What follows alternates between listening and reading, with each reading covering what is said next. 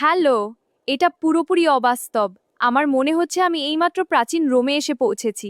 আমার পেছনের এই শহরটা দেখুন, একে জীবন্ত মনে হচ্ছে।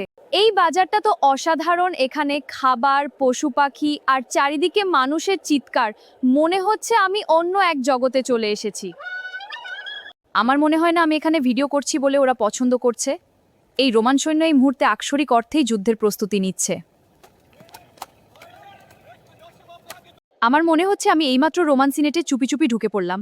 সবাই এখন কোনো গুরুতর বিষয় নিয়ে তর্ক করছে।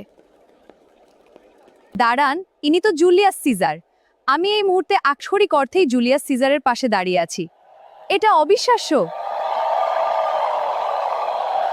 এখানে কিছু একটা গড়বড় মনে হচ্ছে। সবাইকে উদ্বিগ্ন দেখাচ্ছে। আমার মনে হচ্ছে খারাপ কিছু একটা ঘটতে চলেছে।